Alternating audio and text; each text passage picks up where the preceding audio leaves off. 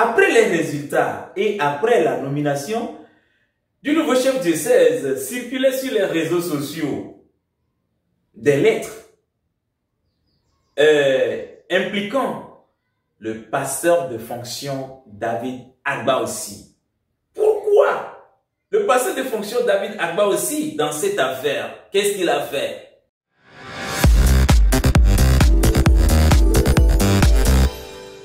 Bonjour, alléluia, chers téléspectateurs de la télévision web Alléluia Monde. Vous êtes les bienvenus dans Chronique de Corneille. C'est ce vendredi 24 octobre 2025. Je suis Corneille Gavon. Derrière la caméra, c'est Enyo de Paris qui assume la technique aujourd'hui. Nous allons parler de l'église du christianisme céleste Saint-Siège Porto Novo, le diocèse du Togo. Le diocèse du Togo Saint-Siège Porto Novo tourne la page. Non pas pour faire éloge à qui que ce soit, mais nous allons un peu vous parler du diocèse du Togo Saint-Siège Porto Novo sous le règne du vénérable suprême évangéliste Atavi Komlan Mocho, feu vénérable suprême évangéliste, de son règne jusqu'à la transition et jusqu'au nouveau diocèse. Vers la fin du règne du feu vénérable suprême évangéliste Atavi Mocho est né un problème au sein de ce diocèse, un problème de lavement de pieds au Saint-Siège Porto Novo. Ce problème qui a divisé le diocèse en deux a conduit le diocèse dans un déclin. Chers téléspectateurs, en ce temps, il y a le camp de vénérable suprême évangéliste Foko Fitako et le camp de Papa Atavi Mocho. Notons très bien que le vénérable suprême évangéliste Foko Fitako est le premier vice-président du comité directeur national dont le président est le feu vénérable suprême évangéliste Atavi Mocho. Ce problème, maintes fois réglé au Saint-Siège Porto Novo, mais qui n'a toujours pas de solution fiable, a conduit le diocèse à une nouvelle page. Alors, cette nouvelle page qui sera ouverte par le Saint-Siège Porto Novo après le décès du feu vénérable suprême évangéliste Woli Komlan Atavi Mocho. Après son décès et son inhumation, le premier vice-président du comité directeur national en ce temps, le vénérable suprême évangéliste Adjable Mawena Ayao, a conduit le diocèse pendant quelques mois, je dirais. Les affaires courantes sont dirigées par ce dernier. Alors, doit-on rester dans une transition à une durée indéterminée? Non, chaque institution a droit à un chef. Comment doit-on procéder à l'élection ou bien à la nomination de ce nouveau chef?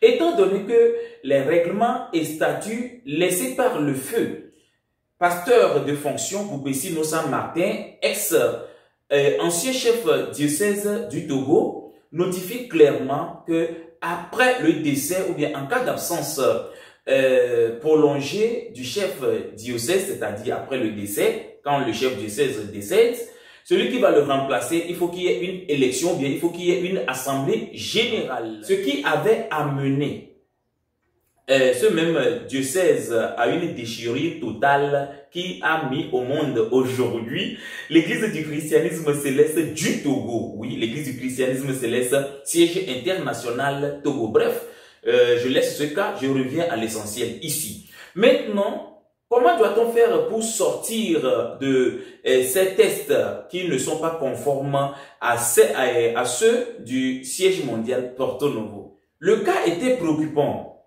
et le comité supérieur mondial de l'église du christianisme céleste à la paroisse mère Saint-Siège mondial Porto Novo a convoqué les membres du diocèse à une grande réunion. Alors là, doit naître un comité technique de travail. Pas de panique, les travaux vont en bon train. À une gestion consensuelle de l'Église au Togo a envoyé à Lomé le 23 septembre, le 23 au 27 janvier 2024, une délégation pastorale de trois membres en vue de rencontrer tous les sous-groupes et recueillir par questionnaire et enquête focus toutes les préoccupations de la communauté chrétienne céleste autour. Et ce comité technique avait sollicité les fidèles, les apports, les idées, les désirs, ce que veulent les fidèles pour le diocèse dans l'avenir. Et la jeunesse aussi a travaillé. Disons très bien qu'il y a le conseil des chargés. Oui, conseil des chargés, c'est un groupe de chargés qui décident aussi dans leur camp de ce qu'ils vont faire. Alors, il y a aussi des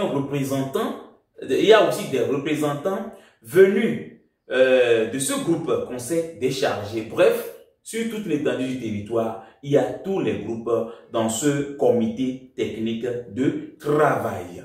Les travaux achevés doivent être adoptés par les chargés à un conseil diocésain, ce qui fut fait en novembre 2024 dernier. Délégation, s'il vous plaît.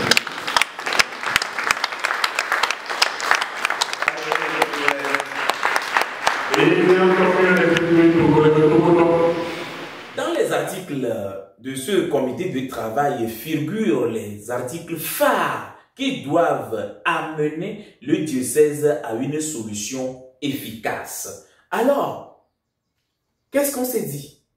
On s'est dit, le Saint-Siège a ordonné l'élection de 3 personnes, de 3 dignitaires qui vont remplir les conditions. Alors, ils étaient 8 candidats à envisager ce fauteuil très doux là. Alors, ils étaient présents et on a choisi 3 grands devanciers dans lesquels figure le vénérable suprême évangéliste Ozou Christophe, disons entre parenthèses, le président du comité technique de travail. Figure aussi le vénérable suprême évangéliste Juste Agadé Éric Koubahi. Encore aussi le vénérable suprême évangéliste Dominique Alpha. Voilà. Qu'est-ce qui va se passer? Est-ce celui qui est en avance, c'est lui qui sera le nouveau chef du diocèse? En aucun cas, il n'a été écrit dans les tests du comité technique de travail que le premier ou bien celui qui est en avance en matière de points sera automatiquement le chef diocèse. Non, non, non, non, non. Selon ce que les tests disent. Alors, ces 3 personnes seront envoyées au Saint-Siège Porto Novo afin de faire le choix par, entre griffes, le Saint-Esprit. Qui sera le nouveau chef diocèse? Point d'interrogation. Alors, le Saint-Siège va décider ou bien c'est le Saint-Esprit qui va décider? Encore point d'interrogation.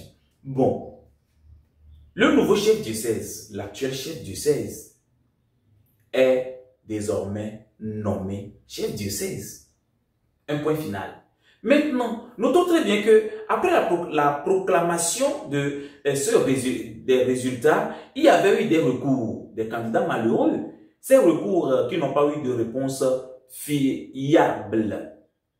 Chers téléspectateurs, après la proclamation du nouveau chef diocèse sur la paroisse Saint-Raphaël d'Adidogom-Yoko-Kopegan, renaît encore un nouveau groupe. Jusqu'où ira ce groupe qui, sur le plan national et international, n'a aucune base légale? L'article 29 précise ceci: toute personne proclamée pasteur sans l'aval du grand pasteur, président du comité supérieur mondial, est immédiatement excommunié de l'église chrétienne céleste. Il y a une chose que nous ne comprenons pas à notre niveau. Comment se peut-il que ce que nous-mêmes nous étions assis, nous avions décidé ensemble, nous allons aller à l'encontre de cette même chose ou bien de ces choses? Dans le recours de certains candidats malheureux figure des mots inadmissibles. Oui, nous n'avons pas compris le pourquoi il y a assez de précipitation dans les dépôts des candidatures, alors que les travaux du conseil, comité technique de travail n'ont pas encore été validés. Alors, les travaux n'ont pas encore été validés. Pourquoi vous avez déposé vos candidatures? Pourquoi vous étiez à l'élection? Pourquoi vous aviez posé votre candidature? Sachant très bien que les tests ou bien les travaux de ce comité ne sont pas encore validés par les chargés paroissiaux. Point d'interrogation. Chacun a envie de ce fauteuil. Alors là, qu'on est candidat malheureux, nous n'allons que boire le vin qui est déjà tiré. Après les résultats et après la nomination du nouveau chef diocèse, circulaient sur les réseaux sociaux des lettres impliquant le pasteur de fonction David Agba aussi. Pourquoi le pasteur de fonction David Agba aussi dans cette affaire? Qu'est-ce qu'il a fait? Voilà, nous allons vous parler de cette affaire dans la prochaine chronique. Est-ce pasteur Agba aussi avait fait des propositions à certains devanciers ici, soit disant que c'est l'Esprit Saint qui les a choisis?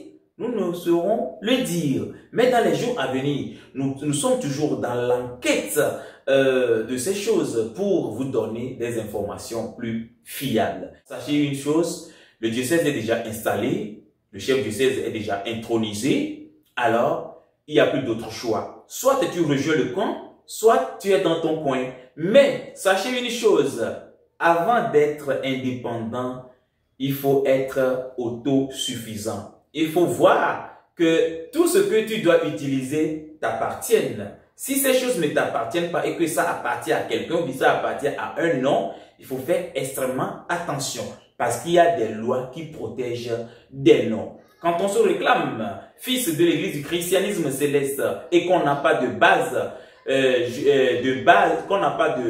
base fiable, nous croyons très bien que nous amenons nos fidèles vers l'abattoir. Chers amis, chers devanciers, chères devancières, il est temps que nous prenions les choses en main et que nous peaufinons l'image de notre très chère église, l'église du christianisme céleste. Fini les disputes, place à la restauration. D'ici là, portez-vous bien. Bon week-end à tous et à tous. Je suis Corneille Gavon. Merci à Enio de Paris. Merci à l'équipe qui va faire le montage tout à l'heure. Quant à moi, retrouvez-moi vendredi ou samedi prochain pour d'autres chroniques. Merci.